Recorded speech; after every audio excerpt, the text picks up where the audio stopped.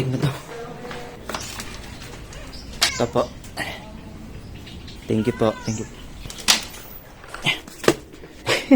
Wait, never mind. Bukas na yan. Binuksan ko kasi. Pero yeah. Sabay natin i-unbox, no? Mamaya. Ano no, magiging isang... kagising ko lang ng oras na. Mag-alas 11 na. Stupid pa ina. Tara, kain mo na. Wala lang, this is just a random vlog.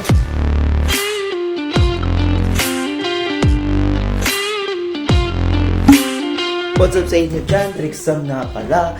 Isang mapagpalang tanghali sa inyo. Ngayon ay November 4. November 4 na ngayon. Ay, nako, dapat nagagawa ako ng video para sa Halloween, pero wala akong nagawa kasi isa akong tamad nagtago. Kakain muna tayo. Paliligo. Sabay natin i-unbox ang nabili ko, which is isang budget true wireless earbuds na para sa ating mahihirap na hindi kaya maka-afford ng Apple. At bulok din naman ng Apple. So yun nga, kakain muna tayo. Wala, isa lang naman tong random vlog. Alright, mag-init tayo ng pandesal dahil para sa ating yung mga hindi mahilig magsalsa. Teka, ba't nandito to sa taas? Saksak natin tong hayop nito. Yan. Okay, habang hinihintay natin yan, buhusin na natin itong itlog. Gusto mo?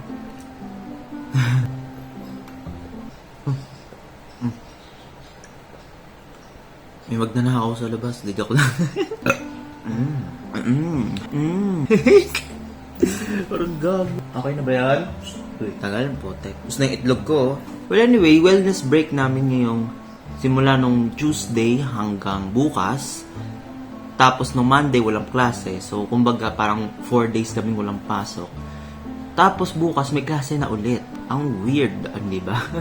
Pero yun lang, wala lang. Sinasabi ko lang kasi at least nakapagpahinga-pahinga din kaming mga estudyante. And nakikita nyo ba yung balitang face-to-face daw klase sa January? Well, may mixed emotions naman ako doon. Yung negative lang doon is yun nga, baka Philippines. Alam mo namang hindi lagi handa ang mga tao diyan. So yeah, sana lang handa. Kung handa sila, yes, positive, nice. At least hindi na siya yung online. Mahirap ng online. Hindi ka ginaganahan. Hindi mo nakikita mga kaibigan mo, klase mo, prof mo. Hindi mo napapagtripan prof. Tagal umirit ng tinapay! Bulabugin natin yung kapatid ko mamaya. Umakyat siya sa taas eh. Record siya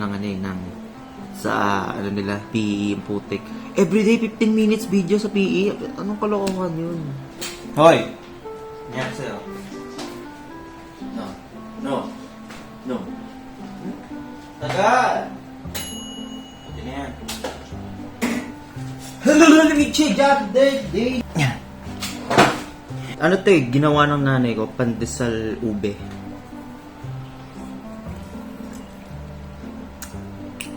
Crap. Naisip ko, no? Lapit na tayo mag 300.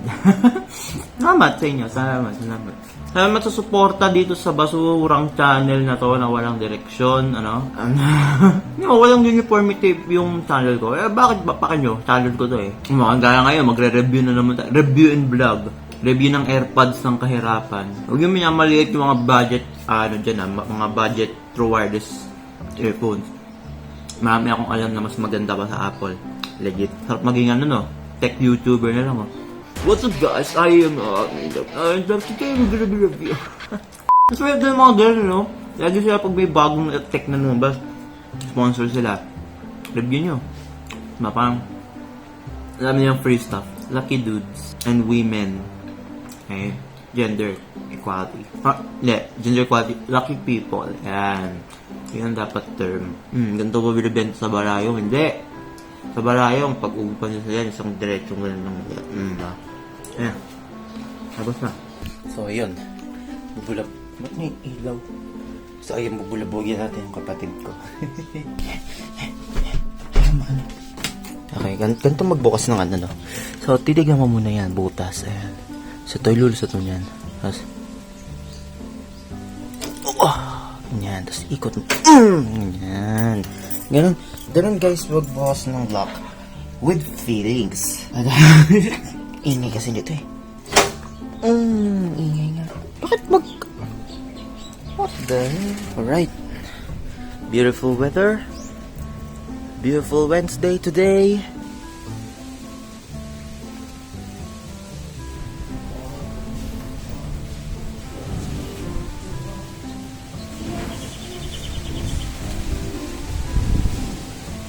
Ay! Anong ginagawa mo, ha? Alright. Huwag niyong pansinin ang buhok ko. Na bagong ligo, di ba? At least naliligo kayo. Hindi naliligo. So anyway, yun nga. Sabi ko nga kanina habang nakain ako ng aking itlog at ang aking pandesal, i-unbox natin itong dumating na. Teka, tanggalin ko na siya sa package. Yan. So, i-unbox natin itong ano ba? Basahin nyo nga. Kita ba? Focus, bitch. Ang QCY T8.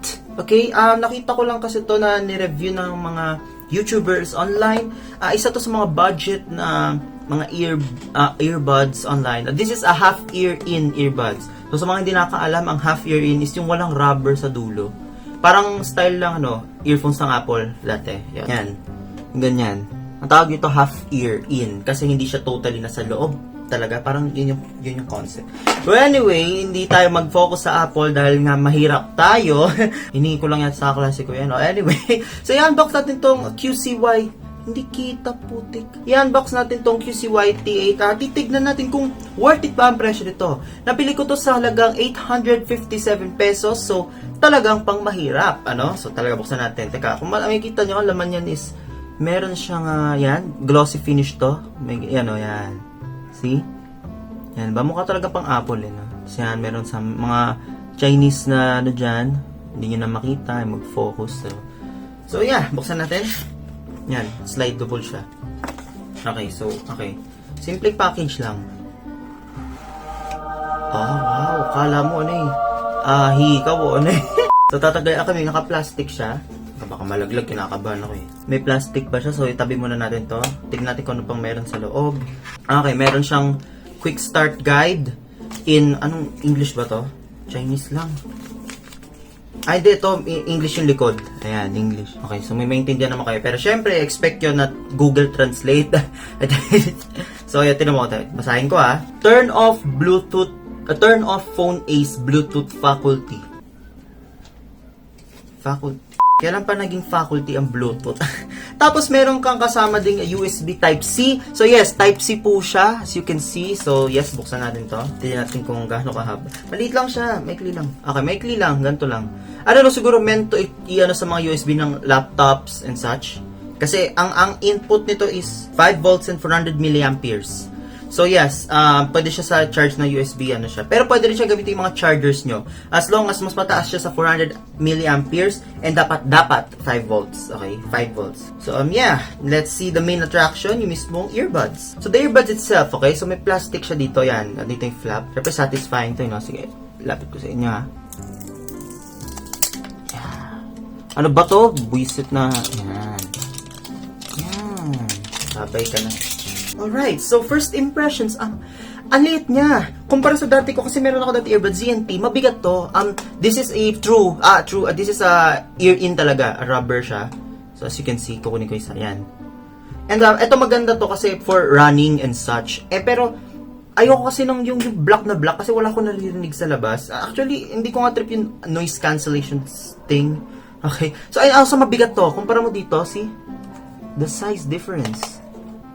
Okay, so gusto ko kasi lalabas ako na may compact akong dala na ganito. So, yep, ito pipiliin ko pag workouts lang. And alam nyo ba ilang battery nito? Sobrang taas ng battery nito. And this is priced at 1,700 something ngayon. Nung binili ko siya 1.5 yata, 1.6 sa Lazada. Next sale kasi noon. So yeah, at micro USB to. And 3,000 milliamp hours mAh yung battery nito. So yeah, ilang buwan ko na tong hindi siya na-charge. See? 3 bars po, 2 bars. And ito, it's 6, wait lang, makikita ko yun sa specs. Well, anyway, papap ko na lang dito kung ilan yan. Search ko na lang sa Google, pwede nyo rin i-search. And now, yeah, mukha siyang pang Apple talaga, as you can see. Yep. Maganda siya, actually, maganda siya. And sige, tingnan natin, flip natin up, Oh, ito, sumiilaw na siya. Nice, nice. Ganda. Oh. Tapos okay din siya, ha? Hindi siya yung basta-basta tinong. Wow! Wow, I did not expect that. So yeah, i-prepare natin to sa ano ko dito. And yeah, alam ko, syempre simple lang naman to, na may instructions din naman nakalagay dito. Iko-connect lang sa Bluetooth. And after may connect sa Bluetooth, they have an app, QCY app, wherein pwede may customize yung controls niya. Which is, ang controls niya, nandito siya sa taas. Yan, nandito siya sa taas, hindi siya dito sa gilid. Touch controls yan, dito sa taas. Dito sa may bilog na part. Dito siya sa bilog na part sa taas. And yeah, I'm gonna pair it up. Sa Bluetooth lang naman yan. Pagkatapos pagka-on mo Bluetooth, buksan mo lang, tapos iilaw to ng green. Ayan, kita niyo ba yung green? Yan, mag-iilaw siya ng green. Testingin natin. Okay, so na-connect ko na siya and tatry na natin kung ano tunog niya. And also meron siyang in-ear detection. Okay, in-ear detection. Meaning, pag tinanggal mo siya sa tenga mo, yung parang sa mga Apple din, yung magpo-pause yung music. So, yeah. Ayan, tas tutunog siya kapag toot, kaganon, kapag nasuot mo. Oh, shit, okay siya, hindi siya yung tunog lata. Marami kasi earphones dyan, mga natatry ko. Minsan nga kahit yung stock ng Samsung dati, mga luma, ang pangit, tunog lata. Tsaka yung mga galing sa kanto, this is good. Tapos meron siyang presets dito sa app. Meron siyang classic, pop, papakita ko na lang siya somewhere dito sa ano ko. Meron siyang classic pop and such. Yes, tapos pwede mo adjust yung frequency and stuff. Meron din bass mode. Sobrang lalim, rinig na rinig mo yung mga bass. So, yeah, tapos pag tinanggal ko, ayan, magpo-pause siya. So, overall, maganda siyang earbuds, actually, yes. Tapos may kita mo rin sa app yung percentage ng case and yung earbuds as well. Highly recommend to. Actually, parang pantay lang sila nito. Ang pinagkaiba lang is mas buo nga lang to kasi nga, yung in-ear talaga, ito half lang. Pero overall, parang parehas lang sila eh. Consider the price nito na 1.5 core, 1.6 core mobile to. Ito 857 lang.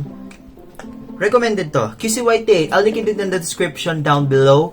And yeah, highly recommended. Yun lang naman yung unboxing and first impressions ko dito. Yeah, in case, promise, maganda. Legit. Simple lang oh. Dito yung LED. Tapos merong button dito for resetting purposes to and such. Marami yung purpose. So wala, itong likod plain lang. Nandito sa lahat, sa ibalalim yung ano. Basta nasa ilalim lang lahat ng printing and stuff. So yeah, highly recommended, I swear. QCY8, link in the description below sa Lazada at sa Shopee. So yeah, thank you guys so much for watching. Be sure to leave a like and subscribe, This is Rick Sound signing out. Thanks for watching. See you in my next video.